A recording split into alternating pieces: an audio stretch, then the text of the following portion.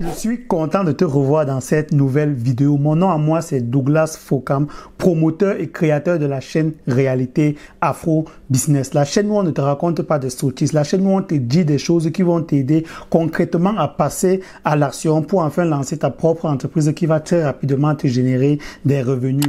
Nous connaissons tous les combats de Thomas Sankara et chacun de nous est d'accord avec ses prises de position à l'époque. Il disait notamment que le développement d'une nation repose sur la scolarisation, la dignité du peuple et ses gouvernants. L'autosuffisance alimentaire est très important encore, l'égalité entre hommes et femmes. Ceci fut l'un de ses plus durs combats avec la culture qui régnait au Burkina Faso à l'époque. Ce qui veut dire que nous devons donner à chaque femme un emploi. Nous devons donner à chaque femme le moyen de gagner honnêtement et dignement sa vie. Depuis quelques années maintenant, on observe en Afrique de plus en plus de putsch avec des militaires qui renversent le gouvernement en place et affirment vouloir accompagner le peuple dans sa volonté de puissance. Maintenant, je ne vais pas dans cette vidéo commenter les faits. Il existe plusieurs chaînes déjà qui produisent des contenus de qualité à cet effet. Je vais plutôt t'inviter à te poser cette question-là avec moi, à savoir, est-ce que le discours et l'objectif des révolutionnaires d'aujourd'hui est en phase, est toujours la même avec celui des révolutionnaires d'hier? Est-ce que leurs idéologies ne s'écartent pas un peu ou alors beaucoup des idéologies des pères d'indépendance et du panafricanisme comme le grand Thomas Sankara? Parce qu'on a toujours tendance à l'oublier. Thomas Sankara n'a pas réussi sa mission. On se comporte aujourd'hui un peu comme si on était déjà passé à une seconde ère, comme si les pères d'indépendance, comme les Rouben Oumniobel et Thomas Sankara justement, avaient déjà réussi une première étape et que l'Afrique s'était déjà développée jusqu'à un niveau et que la génération, notre génération d'aujourd'hui, allait venir juste prendre la relève et continuer le combat. Le travail n'a pas été fait jusqu'au bout et on est toujours dans la même ère que l'ère de Thomas Sankara. Je dirais même encore pire parce que le contexte socio-économique d'aujourd'hui n'est pas mieux que celui d'hier, n'est pas mieux que celui des années 1960-1990. Donc il est important de noter avant d'aller plus loin que Thomas Sankara, avant son assassinat en 1987, avait commencé un chantier qui n'était pas allé jusqu'au bout. Et si on veut comprendre le travail qu'il y a encore à faire, on devrait se poser justement quelques questions. C'est inadmissible que où Thomas Sankara disait à bas l'impérialisme, notre génération aujourd'hui dit plutôt à bas la France, comme si l'ennemi était uniquement la France. Donc analysons ensemble la situation d'hier et la situation d'aujourd'hui pour savoir comment prendre position par rapport à tout ce qui se passe. La vidéo risque de ne pas plaire à tout le monde, la vidéo risque de blesser certains. Je t'invite donc pour ton propre bien à désactiver dans ton cerveau le mode émotion et à activer le mode réalisme.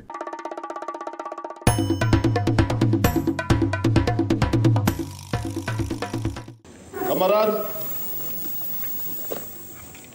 il faut enterrer tous les ennemis du peuple.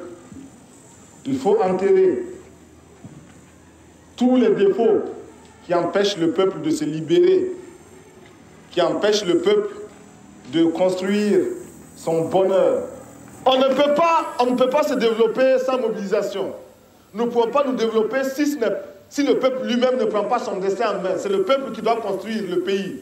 Ce n'est personne d'autre. C'est 20 villas aujourd'hui. Demain, ça sera 20 écoles. Ça sera 20 dispensaires. Ça sera 20 maternités. Et chaque année, ce sera comme ça. Camarades, les mauvais maris, les mauvais maris, les paresseux, les voleurs.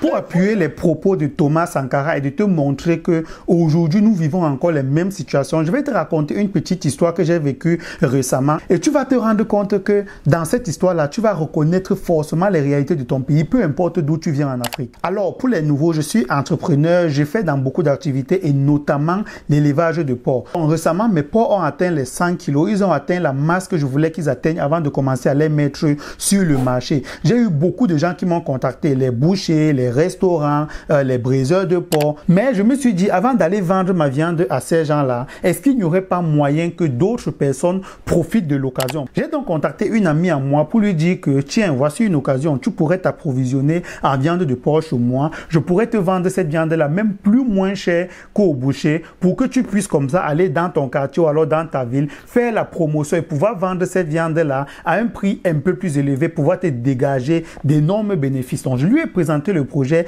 et elle était en mode, je ne sais pas qu'est-ce qui se passe si les gens n'achètent pas, je ne sais pas si je vais pouvoir sortir tous les jours pour aller faire de la publicité, il fait chaud. Je lui ai dit, pas de problème, je ne te force pas. Ce qui est sûr, c'est que je ne manque pas de clients. Ce qui est sûr, c'est que les gens bagarrent pour pouvoir s'acheter la viande de porc en Afrique et surtout les viandes de qualité comme chez moi. J'en ai plusieurs qui étaient déjà alignés pour pouvoir prendre ma viande. Donc, le temps est passé, voilà la rentrée qui approche et c'est cette même personne, cette même amie-là qui me contacte pour me dire, Douglas, s'il te plaît, je souhaiterais que tu m'aides. Voici la rentrée qui arrive. Je ne sais pas comment je vais faire pour pouvoir payer la scolarité de mes enfants. Est-ce que tu pourrais m'aider à me donner ou me prêter un peu d'argent que je te remettrai plus tard? C'est amusant, n'est-ce pas? La même personne qui hier refusait de travailler pour pouvoir avoir de l'argent, c'est la même personne qui aujourd'hui demande à ce qu'on lui donne l'argent pour pouvoir se sortir des difficultés. C'est tout simplement lamentable. Et cette mentalité-là, c'est la mentalité de plusieurs personnes en Afrique. Donc les amis, comme je vous le disais tantôt, on est encore à l'époque des pères de l'indépendance. On ne peut pas se permettre de penser que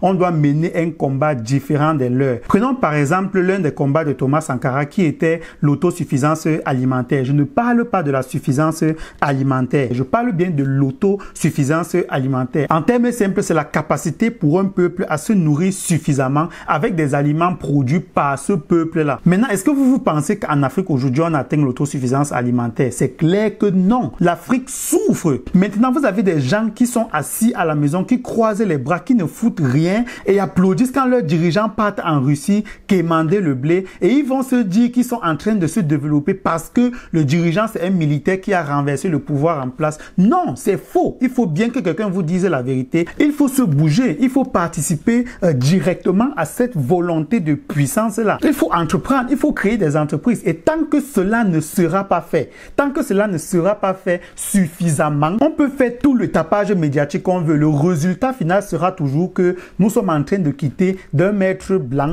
à un autre maître plus blanc. On restera toujours des négros qui ont chacun un prix et dont ce prix ne vaut rien pour l'impérialisme. Détrompez-vous, la vraie émergence, c'est l'autosuffisance alimentaire. Il n'y a pas deux chemins. Ne consommons que ce que nous contrôlons.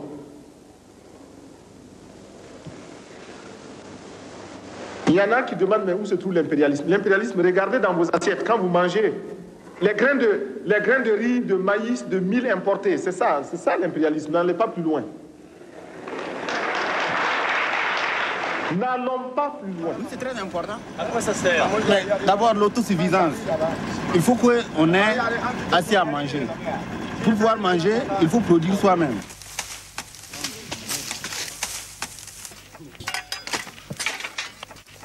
Dans certains pays, seulement 4% de la population réussit à nourrir toute une population de plus de 200 millions d'habitants et même à exporter et à constituer autour de l'agriculture une puissance économique.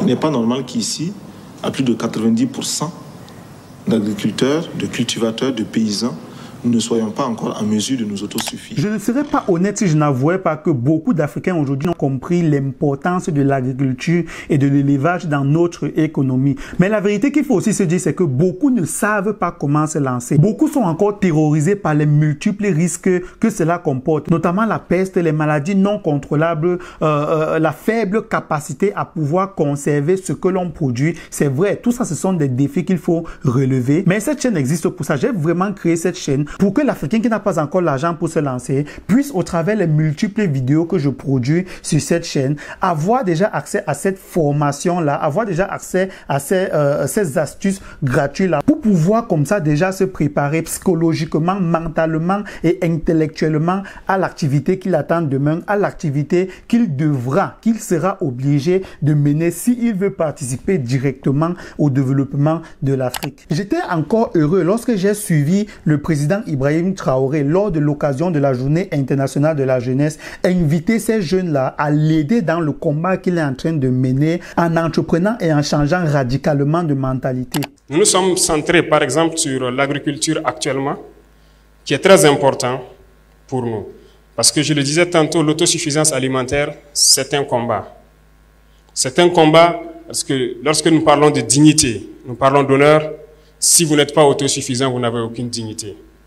Lorsqu'un père doit rentrer le soir à la maison et qu'il n'a aucune graine à mettre dans l'assiette de son fils, il ne peut pas parler de dignité. Toute la famille vivra dans l'indignité. Cherchez à investir, cherchez à développer quelque chose d'autre en parallèle. Parce que depuis, comme je vous disais, notre génération est dans un système assez complexe. On nous a peut-être appris qu'il faut juste avoir un emploi, un bureau, et on s'assoit et voilà, le salaire tombe à la fin du mois. Ça ne peut pas vous rendre heureux, ça ne peut pas. Votre salaire doit servir à développer quelque chose d'autre. Nous sommes militaires, moi je suis entrepreneur aussi depuis quelques années de cela, en tant que jeune. Mes amis, je peux vous annoncer ici que je prévois l'année prochaine produire plus de 20 tonnes de viande. Est-ce que vous avez idée de ce que cela représente? Imaginez, nous étions 100, 200, 300, voire 1000 jeunes à atteindre ce genre de résultats. Est-ce que vous ne pensez pas que nos dirigeants seront satisfaits au moins d'être libérés déjà sur ce point-là et ils iront déjà dans les négociations avec la Russie, avec la France, avec tout le pays que tu veux, avec cet avantage-là qu'ils pourront frapper la main sur la table si jamais ils sentent que ces pays-là sont en train de vouloir les abuser? Parce qu'ils savent que même s'ils parlent mal, même s'ils parlent fort à ces colons-là et qu'on applique à leur pays des multiples sanctions, comme c'est actuellement le cas du Mali, ces pays-là ne vont pas se voir être dans de très gros problèmes parce qu'ils savent justement qu'ils peuvent compter sur la grande production alimentaire de leur peuple. Donc les amis, nous vivons des temps très importants en Afrique, des temps qui seront déterminants pour les 10-20 prochaines années. Je t'invite à te poser des bonnes questions. Je t'invite à prendre des bonnes positions par rapport à tout ce qui est en train de se passer. Si tu es comme moi d'accord avec Thomas Sankara sur le fait que chaque Africain devrait participer de façon concrète au développement de son continent à travers l'entrepreneuriat, je t'invite à t'abonner dès maintenant sur cette chaîne pour qu'on avance ensemble. J'ai créé cette chaîne pour pouvoir partager avec vous gratuitement tout ce que je sais, car comme le disait le grand Thomas Sankara, celui qui sait lire doit enseigner à celui qui ne sait pas lire. Sinon, lui sera retiré légitimement son droit de lire. Donc si tu veux te lancer en élevage et tu as encore peur de tous les risques que cela comporte, sache que tu as en face de toi quelqu'un qui maîtrise le domaine. Tu ne prends aucun risque. Contacte-moi pour qu'on travaille ensemble parce qu'au niveau où on est arrivé là, la peur c'est clairement pour les ignorants. Donc une fois de plus encore, je t'invite à te poser de bonnes questions, à vérifier chaque information avant de prendre position. Porte-toi bien et à la prochaine dans une nouvelle vidéo sur Réalité Afro Business. Ciao.